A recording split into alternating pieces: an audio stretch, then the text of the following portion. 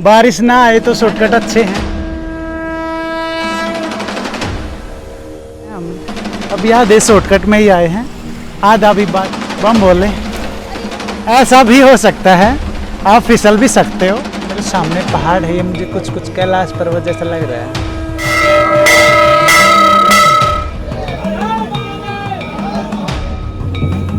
दोस्तों हमारे दर्शन हो चुके हैं श्री केदार जी के। यहाँ से केदारनाथ 8.5 किलोमीटर, बेस कैंप पे 6.5, बड़े लिंचोली 3 और छोटे लिंचोली 1।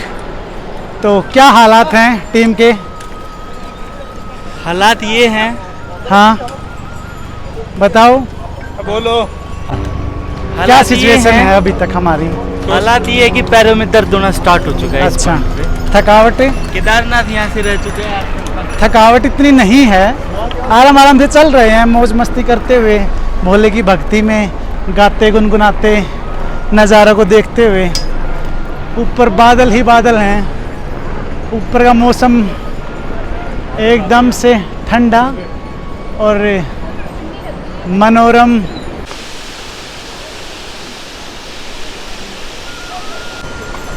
हमने जाना है वहाँ, वो ऊपर पहाड़ के ऊपर, और ये घाटी है नीचे गहरी। क्या क्या पोजीशन है? पोजीशन अभी पैरों में थोड़ी थोड़ी जान तो यहाँ तक ही दर्द आया, अभी यहाँ तक आना बाकी है। अच्छा, फिर थोड़ी देर में सर में जाएगा दर्द है? थोड़ी सिर में जाएगा तो हम नीचे हो जाएंगे इतने दिन।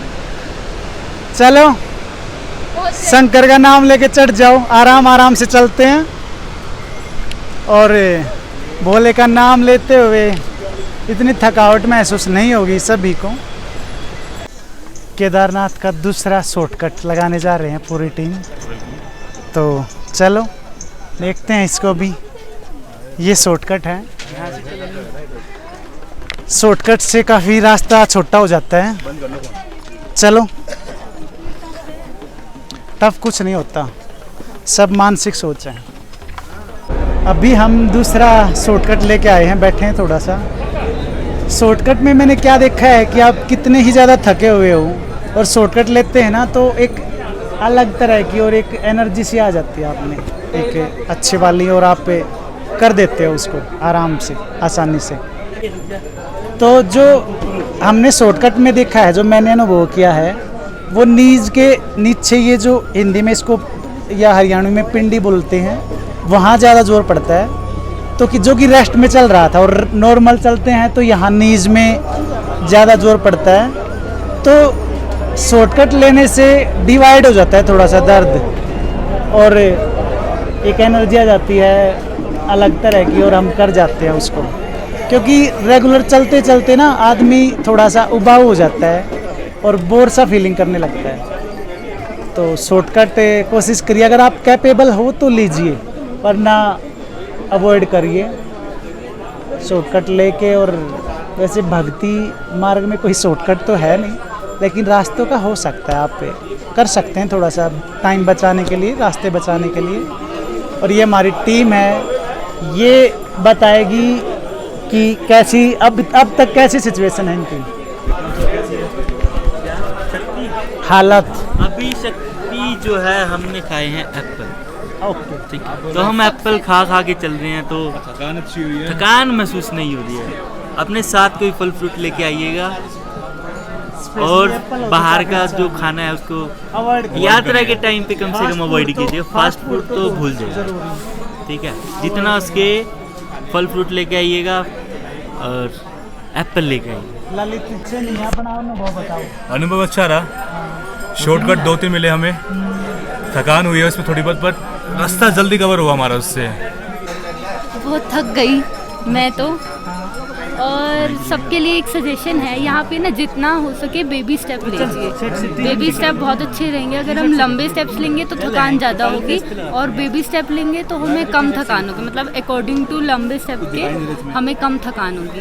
तो बेबी स्टेप्स अच्छा सजेशन है।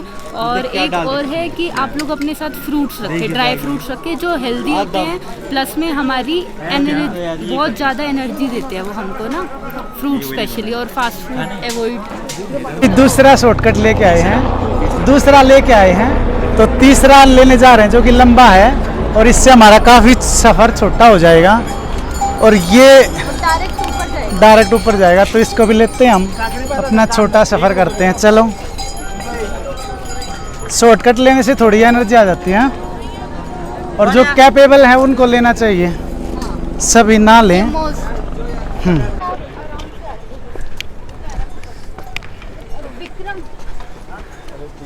चलो,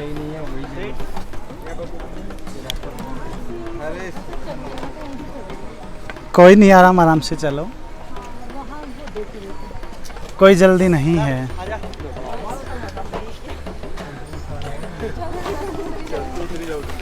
बारिश ना आए तो शॉर्टकट अच्छे हैं, और बारिश आए तो शॉर्टकट में ना आए, कभी भी प्रयास ना करें।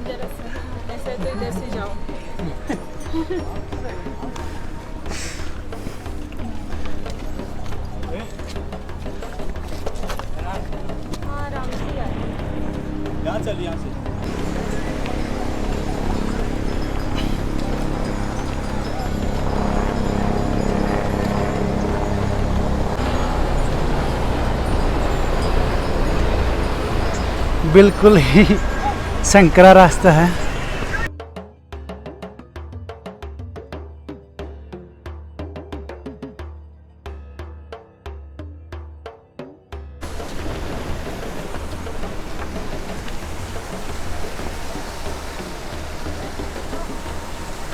ये ऊपर का नज़ारा है जो शॉर्टकट लेके आए हैं हम। अब याद है शॉर्टकट में ही आए हैं, आधा भी बाकी है, और ये डायरेक्ट वहाँ जाके मिलेगा हमें। ये पूरा जो रास्ता था ये हमारा बच जाएगा। चलो, बम बोले। ऐसा भी हो सकता है, आप फिसल भी सकते हो, तो पैर सारे के सारे टिका के रखना ध्यान से। बिल्कुल, एक भी शॉर्टकट में एक भी गलत पैर आपको दोबारा से नीचे ले जा सकता है।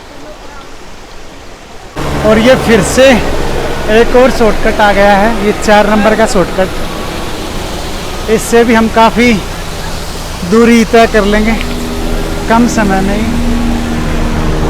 और ये हेलीकॉप्टर देखिए। शॉर्टकट से कैसे जाना है? यहाँ से चलिए सर। चलो, कम ऑन साथियों, चलो चलो चलो, आराम आराम से।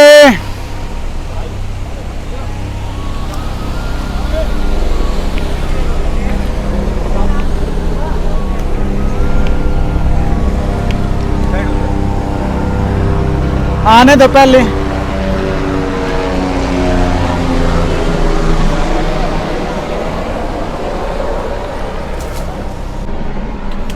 अभी शॉर्टकट मार गए एक ये एप्पल जूस लिया है सारों ने।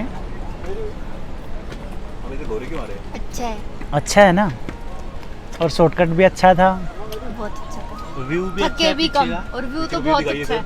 दिखाओ सर, इनको व्यू दिखाओ एक बार। पीछे का व्यू दिखाता हूँ मैं आपको। ये देखिए, यहाँ से केदारनाथ 6 किलोमीटर, बेस कैंप पे 4.5, और बड़ी लिंचोली 1 किलोमीटर रह गया है। ये हमारी टीम है, और इसके सामने के नज़ारे कुछ ऐसे हैं। टाइम हुआ है 4:30 बजे।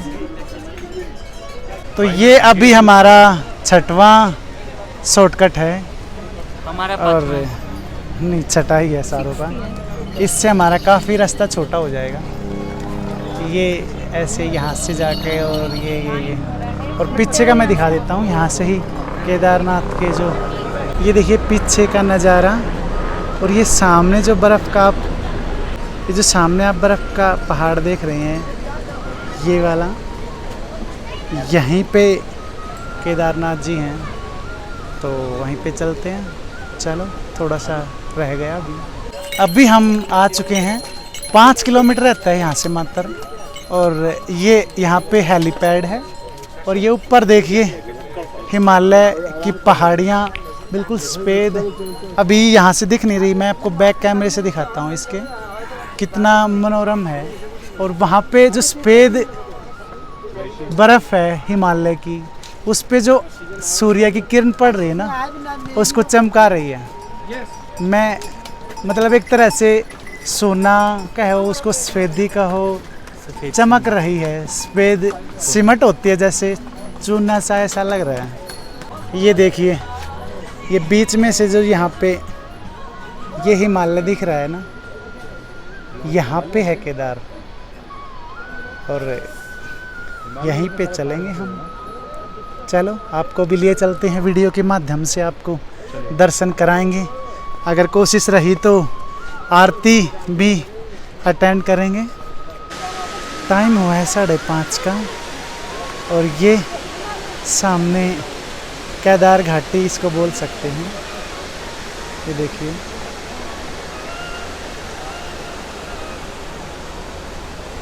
ये मेरे सामने पहाड़ है। ये मुझे कुछ कुछ कैलाश पर्वत जैसा लग रहा है। कैलाश का कलर है जो थोड़ा सा सतरंगी या नारंगी टाइप है, बदलता रहता है। और ये भी कुछ ऐसा सा लग रहा है मुझे। ये ब्लैक है बिल्कुल। ये देखिए, कुछ देर पहले यहाँ पहाड़ दिख रहे थे और ये घाटी है, केदार घाटी बीच में से। अब बादल आ गए हैं ये, और बिल्कुल सफ़ेद हो गया है एकदम से, सफ़ेद चादर की तरह। और ये रास्ता है। अभी हम बड़े लिंचोली पहुंच चुके हैं। इसके बाद बेस कैंप, और उसके बाद केदार धाम।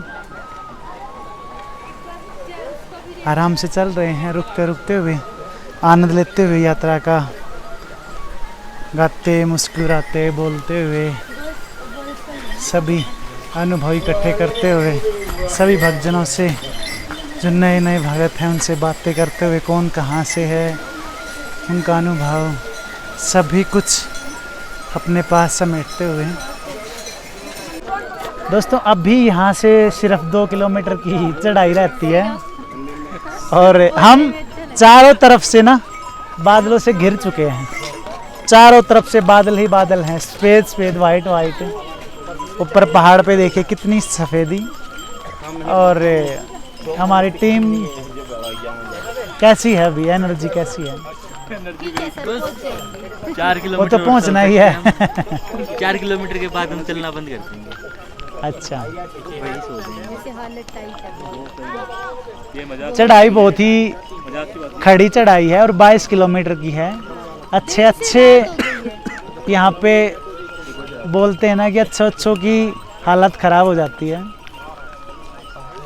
तो से आए तो इतना टाइम सारे के सारे शॉर्टकट लिए हमने। पहले 6 आपको दिखाए होंगे, फिर 7 आया, फिर 8 आया, फिर 9 आया, 10वां ले लिया, फिर 11वां गिनना ले ही लिया। भूल गए हम। फिर हमने गिनती छोड़ दी और हम चढ़ते ही चले गए। सुबह का टाइम हुआ है, अभी 9 बज गए हैं। हम अभी चले हैं मंदिर के दर्शन करने, केदारनाथ जी के। कल शाम को लेट हो गए थे, तो यहाँ बेस कैंप में ही हमने रूम ले लिया था और यहाँ लेट गए थे, आराम किया। अब सुबह सुबह जाएंगे दर्शन करने। ये सामने जो पहाड़ दिख रहा है, यहाँ मंदिर है केदारनाथ जी का। हम केदारनाथ से थोड़ी सी दूर हैं बस, और यहाँ के जो पहाड़ों का जो नज़ारा हो रखा है सूर्य निकलने से, कई जगह धूप है, कई जगह छाँव है, अद्भुत है बिल्कुल। शब्दों में बयान नहीं कर सकते इसको।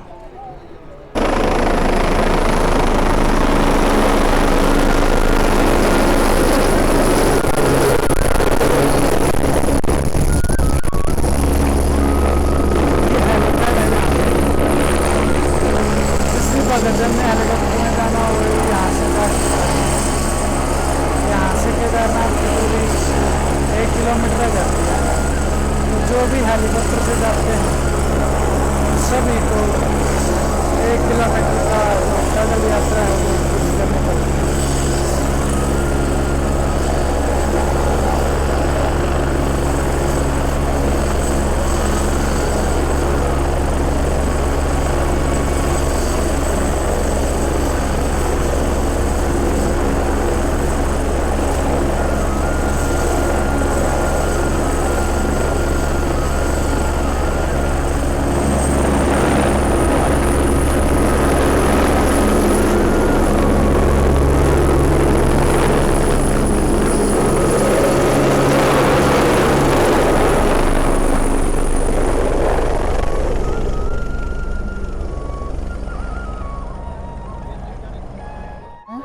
तो ये यहाँ भक्तों की ना फ्री में सेवा कर रहे हैं, जिनको ये मेडिकल कैंप लगा रखा है इन्होंने। क्या नाम है सर आपका? संजय भाई। संजय। तो ये कौन से ट्रस्ट के को क्या आपने नाम बताया था? एक भावनगर गुजरात। भावनगर कोई ट्रस्ट गुजरात। नहीं है, हम अपने आप से हमने 10 अपने आप बंदे से मिलके इकट्ठे अच्छा, करते हैं। तो ये वैसे ही सेवा कर रहे हैं भक्तों की। इकट्ठा दोस्त होके मिलके ये बनाते हैं। अच्छा, 11 महीने काम करता है, 2 महीने यहाँ। तो अगर ये किसी को लेना हो तेल, मतलब उसको बेचते नहीं वीर, ऐसे ही दे नहीं, देंगे। लेने के लिए नहीं है, इसे हम सेवा के लिए यूज करते कोई हैं। बुजुर्ग को चाहिए तो ऐसे ही दे देंगे, बेचते नहीं। अच्छा, ये बहुत पैसे के लिए कुछ नहीं है, हम पैसे कमाने के लिए यहाँ नहीं आए। बहुत बढ़िया काम कर रहे हो आप। ये बाबा जी है हमारे, आप बहुत अच्छा काम कर रहे हो सर।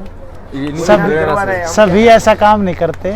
सब तो सबकी सोच एक मिल जाए तो सनातन प्रबल हो जाए। हाँ सब लोग हाँ मंदिर हाँ, में ढूंढते हैं, हम यहाँ ढूंढते हैं। हाँ, ये बात आपने इंसान सही में बात- भगवान ढूंढते हैं। ये सही बात बोल ली आपने। गोरक्ष ने बोला है कि जीवते नर को सेविए, हाँ, यानी हाँ। जिंदा लोग की सेवा कीजिए। ये मरने बात, के बाद तो सब रोएंगे धोएंगे, राम राम करेंगे, ये बात करेंगे। सही बताई आपने जिंदगी सर। जिंदा की सेवा नहीं की तो क्या है? गर्म पानी डाल के। सब लोग करते हैं ऐसा कुछ। आपने बहुत और ये हमारे कौंसर है हर्षदीप भाई, गोपाल सिंह राणा, बहुत अच्छी सेवा कर रहे हो आप यहाँ पे केदारनाथ। सब बाबा का आशीर्वाद है। जितनी सेवा हमसे बन पड़े हाँ। तो कर रहे हैं, हमारे से हो सके और चलो, बहुत बहुत और धन्यवाद। आगे भी ऐसी कामना है कि हाँ। बाबा हमारा साथ दे, हाँ हाँ तो सबकी हाँ, सेवा आप में भी बनी शक्ति आएगी। चलो ठीक है, डाल लूँ मैं इसको। रुकना ना, उसका करना, बाकी इसमें पानी आएगा। और रास्ते में एक शिव जी का कुंड है, जहाँ से हम बम बम भोले की ध्वनि निकालते हैं तो नीचे से पानी निकलता है। तो वो यहाँ से लेके जाना है और केदारनाथ जी पे चढ़ाना है। तो जो केदारनाथ जी से अमृत मिलेगा वो घर पे लेके जाना है। तो यहाँ भी काफ़ी श्रद्धालु हैं, देखते हैं हम भी जाके। ढहरे 10। तो हम जैसे ही जयकारा लगाते हैं भोलेनाथ का, तो इस कुंड से बुलबुले निकलते हैं। तो आपकी यात्रा सफल मानी जाती है अगर बुलबुला निकलता है तो। फाइनली हम पहुंच गए हैं केदारनाथ जी दरबार।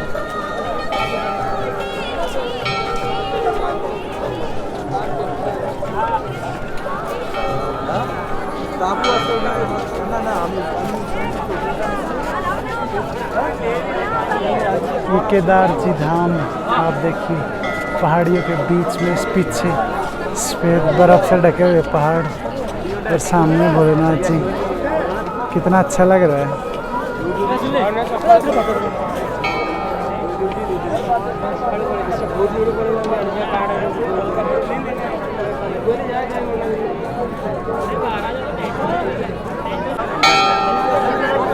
तो जहाँ के लिए हम चले थे फाइनली कल से, तो आ गई है हमारी मंजिल श्री केदार। पंच केदार में सबसे जो की सबसे ज़्यादा मान्यता है वो जय श्री केदार नाथ जी हैं। अभी हम लाइन में लगेंगे और दर्शन करके आएंगे अंदर से।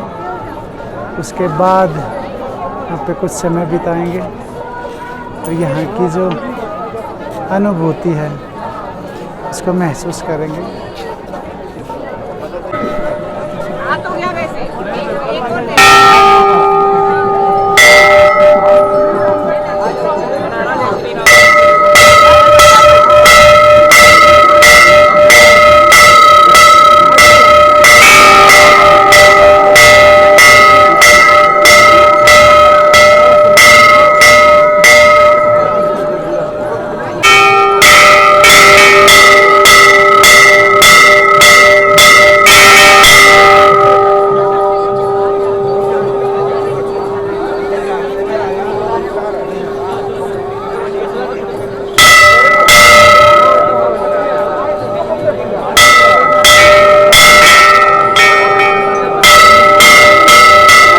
दोस्तों हम श्री केदारनाथ पहुंच चुके हैं। कल की जो मेहनत थी हमारी, जो हम चल के आए हैं 22 किलोमीटर नीचे से, वो फाइनली पूर्ण हुई और हमें भोलेनाथ जी के दर्शन हुए। यहाँ पे एक आम आदमी सोच नहीं सकता कि वो 22 किलोमीटर की यात्रा तय करेगा, लेकिन ये भोलेनाथ की शक्ति ही है जो हमें ले आई और हमसे हो गया। ये मैं बोलूँगा कि हमने रास्ते में ऐसे आदमी भी देखे हैं जी इनके सिर्फ पे एक पैर था, और ऐसे आदमी भी देखे जो अपनी फैमिली के साथ आए हुए थे, अपने बच्चों के साथ आए हुए थे। तो एक अजीब सी शक्ति है जो उनको लेके आती है यहाँ पे मंदिर में, और उनको दर्शन कराती है। शिव जी खुद भोलेनाथ जी अपने दर्शन देते हैं उनको यहाँ पे। यहाँ की कहानी के बारे में मैं आपको बताऊँगा क्या इसके पीछे की कहानी है। तो अभी हमारी जो टीम है वो लाइन में लगी हुई है, उसको ढूंढते हैं, और हम भी करते हैं दर्शन एक बार भोलेनाथ जी के, उसके बाद आपसे मिलते हैं। ये सारे हम लाइन में लगे हुए हैं, अभी थोड़ी सी छोटी सी लाइन और रहती है बस, फिर हम दर्शन कर लेंगे। ये देखिए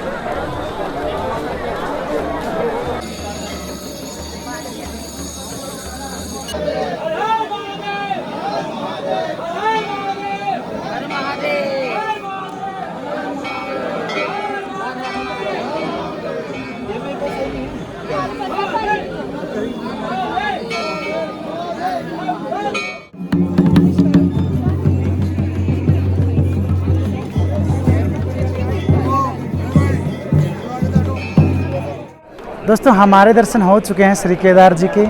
जो हमने कल चढ़ाई की थी 22 किलोमीटर की, वो वर्थ इट है। दर्शन करने के बाद ही पता चलता है कि यहाँ की जो वाइब्रेशन है, यहाँ का अनुभव है, यहाँ की श्रद्धा है, यहाँ की प्रार्थना है, आदमी के अंदर जो अनुभव करता है वो बयान नहीं कर सकते। आप यहाँ पे आओगे तो ही आपको पता चलेगा। ये भक्ति ही है आदमियों की जो उनको इतनी दूर ले आती है।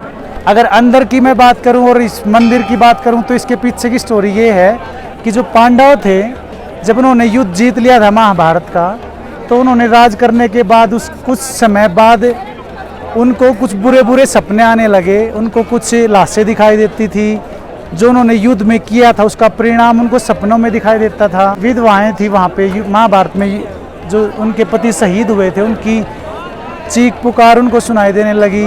तो उन्होंने ऋषियों से पूछा कि हम अब क्या करें, जो हमने युद्ध में जो हमने जितने भी हत्याएं की हैं उसका क्या सॉल्यूशन होगा ताकि हमारी मुक्ति हो जाए। तो ऋषियों ने बताया कि आप श्री केदार जाके वहाँ पे अपना शरीर गला दीजिए, या ये बोला जाता है कि यहाँ पे ये ना स्वर्ग का द्वार है। तो सभी पांडव माता कुंती और द्रौपदी के साथ आए यहाँ पे, और उन्होंने यहाँ पे आके तपस्या की, और तपस्या से खुश होकर उनके महादेव जी ने दर्शन दिए उनको एक बैल के रूप में। तो बैल के रूप में दर्शन दिए तो भीम जी ने बैल को पहचान लिया था। तो भीम जी, ऐसा बताया जाता है कि भीम जी उस बैल को पकड़ रहे थे तो वो धरती में समा गया, तो उसका कुबड़ है जो पिछला हिस्सा वो ऊपर रह गया धरती से। उसी स्वरूप में यहाँ पूजा जाता है शिव जी महाराज को। और अभी हमने दूर से दर्शन किए हैं। उसके अंदर की मंदिर की मैं बात करूं तो इसमें पांचों पांडव माता कुंती के साथ, द्रौपदी के साथ उनकी मूर्ति भी हैं, और जो शिव जी महाराज हैं जिन्होंने बैल के रूप में दर्शन दिए थे, उनकी जो पीछे का हिस्सा रह गया था उसकी पूजा की जाती है यहाँ पे। सामने शिवलिंग के एक नंदी महाराज जी हैं। तो ये तो थी मंदिर की हिस्ट्री। भक्ति में कितनी शक्ति होती है। हमारे अंदर जो भाव होते हैं, प्रार्थना के भाव, भक्ति के भाव, उनके अंदर हमारा अंदर जो परिवर्तन आता है ना, और जिससे हम भगवान को देखते हैं, वही मेन होता है।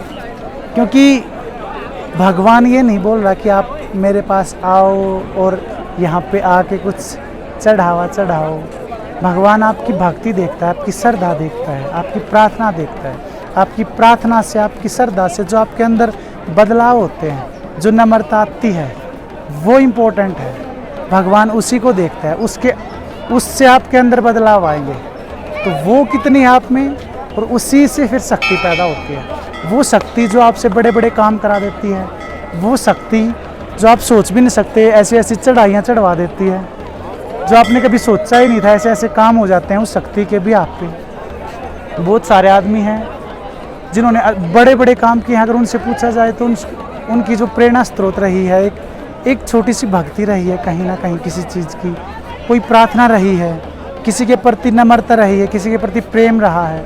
उसको प्रेम बोलिए, श्रद्धा बोलिए, तो सारे भाव आदमी से वो करा देते हैं जो वो नॉर्मल कभी सोच भी नहीं सकता, और फिर हम उसको चमत्कार बोलते हैं जो वो कर जाता है, और उसी चमत्कार को हम बोलते हैं कि वो भगवान दोबारा करता है। और ये भगवान का ही हर प्रयास रहता है कि हमें बार बार हमारे अंदर के भाव को बदलना। दोस्तों, धार्मिक स्थल का जो प्रभाव होता है आपके ऊपर, धार्मिक स्थल अगर मेरे अनुभव में देखा जाए तो एक स्थल होता है धर्म के लिए जहाँ पे आपके अंदर के भाव को उजागर किया जाता है ताकि आप में बदलाव आए, आप में श्रद्धा जगे किसी असीम के प्रति, उस असीम के प्रति जिसमें असीम शक्तियाँ हैं, जो पूरी धरती को चला रहा है, उसके प्रति प्रार्थना जगे, प्रेम जगे।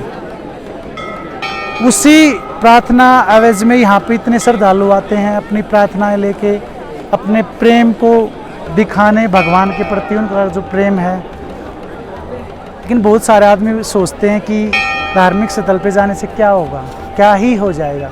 लेकिन जो धार्मिक स्थल पे जाने से जो आदमी के अंदर के भाव जो बदलाव होंगे उनमें वही असीम होंगे, उन्हीं से जो हमारी अंतर आत्मा बदलेगी, जो हमारे अंदर भाव जागेंगे प्रार्थना के, भक्ति के, प्रेम के, नम्रता के, उन्हीं से हमारा बदलाव हो जाएगा। मंदिर के सामने कुछ ऐसा नज़ारा है, कुछ भगत फोटो ले रहे हैं, कुछ टीका लगवा रहे हैं, कुछ बैठे हैं और खूबसूरती को निहार रहे हैं, कोई प्रार्थना मांग रहा है यहाँ पे, कोई श्रद्धा भाव से आया है बगैर प्रार्थना के, कोई प्रेम से आया है, कोई हर साल आता है। तो सबके अलग अलग इच्छाएं, भक्ति, प्रार्थनाएं भी। अभी थोड़ी देर यहाँ पे बैठेंगे, यहाँ की शांति अनुभव करेंगे, चुपचाप शांत से देखेंगे लोगों की भक्ति, उनका प्रेम, उनकी प्रार्थनाएं भोलेनाथ के प्रति, और प्रकृति का ये नज़ारा, और इस नज़ारे के बीच में बैठे हुए भोलेनाथ की जो प्रतिमा है।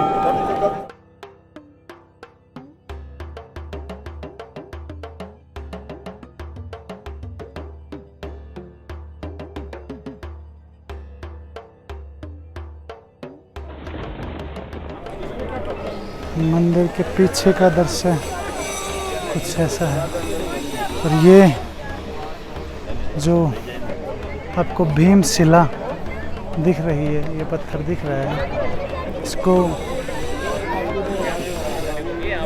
इसके पीछे की भी एक कहानी है, मैं आपको बताऊंगा। पूरा बात ये वो है बादल ये देखिए ये पीछे का, तो ये जो पीछे मंदिर के पीछे ये पत्थर दिख रहा है, इसको भीमशिला कहते हैं। और जब 2013 में बाढ़ आई थी तो ये पीछे पहाड़ से आया था लुढ़कता हुआ पानी के साथ, पानी के बहाव के साथ, और ये यहाँ पे आके रुक गया था। शक्ति थी, कारणवश थी, वो आप अपनी सबकी सोच हैं, जो जैसे सोचता है। और इसने पानी का बहाव दो भागों में बांट दिया था, जिस कारण से मंदिर को आँच नहीं आई थी पानी से, और मंदिर ऐसा कैसे सुरक्षित बच गया था, ऐसा बोला जाता है। और मेरे अनुभव से देखा जाए तो प्राकृतिक आपदाएं या प्राकृतिक घटनाएं कुछ अच्छे या बुरे के लिए नहीं होती, और वो भगवान ही है, प्रकृति ही भगवान है और मंदिर ही भगवान है। तो भगवान ही भगवान को कष्ट क्यों देना चाहेगा, वो मुझे समझ में नहीं आता। और भगवान ने अपना मंदिर ही बचाना था भीमशिला से, तो भगवान अपने जो आसपास की जगह है उनको क्यों नहीं बचा रहा। या आप पीछे खंडर देख रहे हैं, ये क्यों नहीं बचाया, क्योंकि ये भी तो भगवान की जगह है सारी की सारी। भगवान अकेले मंदिर में नहीं है, भगवान हर जगह है, हर कण में है, हर आदमी में है। तो भगवान ऐसा नहीं है कि ऐसा ही कुछ करेगा, ये बाद में मानव निरूपित कहानियाँ बन जाती हैं कि भगवान ने बचाव कर लिया, क्योंकि हम इंसान ना सदा सदैव ही ये सोचते आए हैं कि बचाव की स्थिति में रहे हैं हम, कि हमें कोई बचाव करने वाला हो, हमें कोई बचाने वाला हो, कोई बड़ी आत्मा, बड़ी शक्ति। तो हम ऐसे ही देखते हैं चीज़ों को, ऐसे ही सोचते हैं। तो हम हर चीज़ को उसी पहलू में लेके सोचते हैं कि ये चीज़ भी उस चीज़ के द्वारा बचा ली गई, लेकिन हम ये नहीं सोचते ये चीज़ भी वही है और वो चीज़ भी वही है, दोनों एक ही है। तो कौन बचाने वाला है और कौन मरने वाला है? और महादेव जी तो अच्छे के भी साथी हैं और बुरे के भी साथी हैं। महादेव जी कौरवों ने जिनको स्वर्ग का रास्ता दिखाया, वो दानवों के भी भगवान हैं और देवताओं के भी, अच्छाई के भी बुराई के भी, अमृत के भी जहर के भी। तो ऐसा नहीं बोला जाएगा कि शिव जी भगवान किसी अच्छे के लिए किसी चीज़ को बचाएंगे, उनके लिए सब अच्छा है और देखा जाए तो सब बुरा ही है, मतलब सब। तो ये मेरे खुद के अनुभव और विचार हैं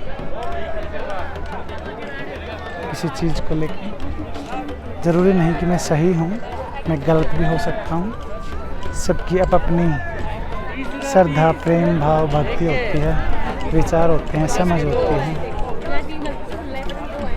तो ये तो देखने वाले पे निर्भर है कि कौन किसको सही देखता है, कौन किसको गलत देखता है। ये मंदिर के पीछे कुछ एक डिज़ाइन सा बना हुआ है, पत्थरों के ऊपर पत्थर रखे हुए हैं, ये इंसानों ने कर रखे हैं और वो इसको अपना घर बोलते हैं। प्रार्थना रूपी घर महादेव से मांगते हैं, अपनी इच्छाएं मांगते हैं। लेकिन मेरे मायने में देखा जाए तो भगवान से इच्छा मांगना एक तरह से भगवान का अपमान ही है, क्योंकि कोई चीज़ ऐसी है जो भगवान ने हमें दे नहीं रखी और हम अपनी इच्छा से मांगते हैं। हम इतने बड़े हो गए कि हम बताएंगे भगवान को कि मेरी ये इच्छा है और आप इसको पूरी करो। और जब वो इच्छा पूरी नहीं होती तो हम धीरे धीरे नास्तिक हो जाते हैं। ये समझ ही नहीं पाते कि प्रकृति, भगवान जो है वो है, वो किसी की इच्छाएं पूरी करने के लिए नहीं बैठा हुआ, ना ही उसको किसी की इच्छाएं पूरी करने में कोई रस है, किसी को दुख देने में कोई रस है। उसने आपको निर्मित कर दिया, आपने समझ फूंक दी, बस अपनी समझ से वो सारे काम कीजिए जो इस प्रकृति के लिए, इस मानव जाति के लिए, जीव जंतुओं के लिए हितकारी हो। उन सब कार्यों में ही आपकी भलाई है, उन सब कार्यों में ही भगवान आपके साथ है।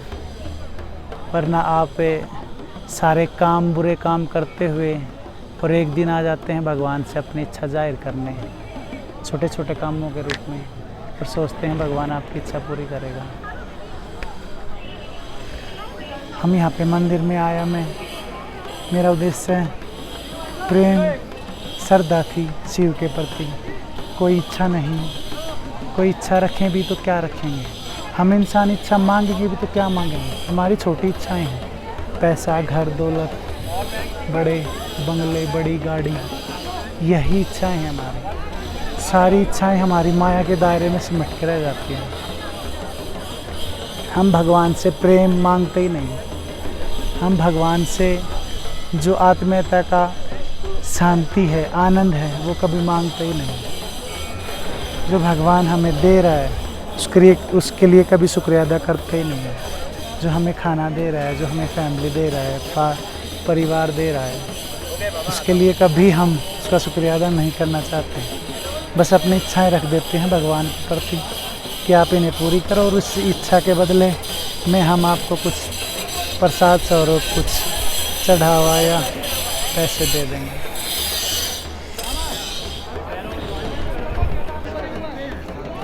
इंसान धीरे धीरे फिर उन चीज़ों की भी पूजा करने लग जाता है जिन्होंने भगवान की रक्षा की थी या उनके मंदिर की रक्षा की थी।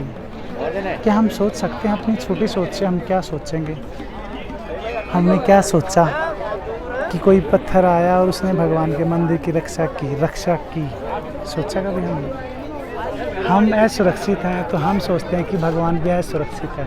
उसको किसी चीज़ से रक्षा की ज़रूरत है, किसी पत्थर से, किसी आपदा से, उसको सुरक्षा की ज़रूरत है। अगर मेरे मायने में देखा जाए तो सब उसी का है, अच्छा भी बुरा भी। वो हमें लगता है अच्छा या बुरा, हम अपनी चीज़ों के अकॉर्डिंग, अपने फ़ायदे नुकसान के अकॉर्डिंग उसको देखते हैं कि ये अच्छा है, ये बुरा है, और हम उस पर स्टैंप लगा देते हैं। ऐसे ही हम भगवान को देखते हैं कि ये भगवान के लिए अच्छा हुआ और ये भगवान के लिए बुरा हुआ। हम पागल सोचते हैं कि हमारा छोटा सा दिमाग ये समझ नहीं पाता कि भगवान के लिए क्या अच्छा बुरा, सब एक ही है। क्या आपदा और क्या ये सुंदर दृश्य, सब एक ही है। क्या देवता और क्या दानव, सब एक ही है भगवान के लिए।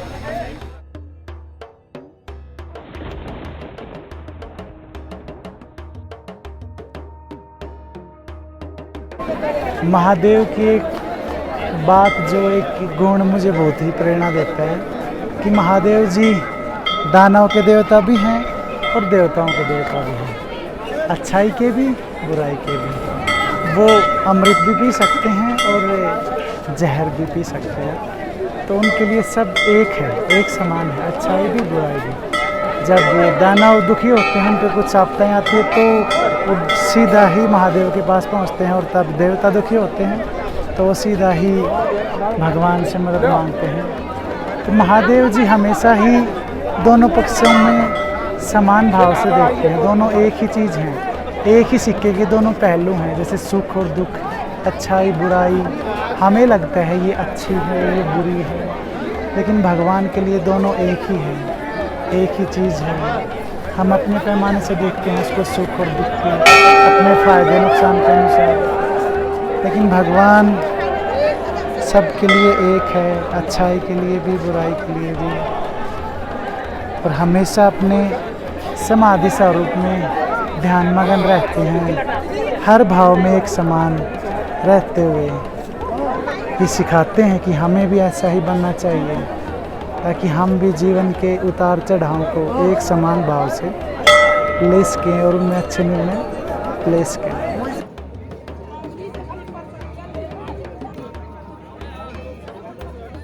केदारनाथ मंदिर के चारों तरफ साधु महात्मा हमारे हमेशा से ही सभी संसार वालों को संदेश देते आए हैं कि ये जो माया है, धन दौलत घर बार रिश्ते नाते मोह माया, ये सब झूठे हैं और कुछ समय के लिए है। तो जितनी जल्दी हो सके इनको त्याग के और वैराग्य का सहारा लें, जीवन में शांति और आनंद और मुक्ति को प्राप्त करें। तो ये हमेशा से ही प्रेरणा देते आए हैं कि आपको, आपका जो ध्येय है, आपका उद्देश्य है, वो इस माया में फंसे रहना नहीं है। इससे कहीं ऊपर आपके लिए शांति, आनंद है, भगवान का प्रेम है, उसके लिए श्रद्धा है, उसके लिए प्रार्थना है।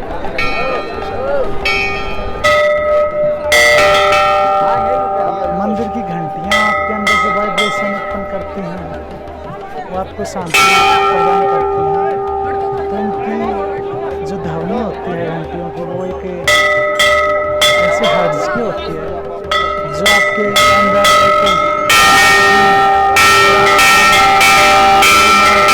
न्यूरॉन्स को उत्पन्न करने और आत्मा को झंझोर कर रख देने वाली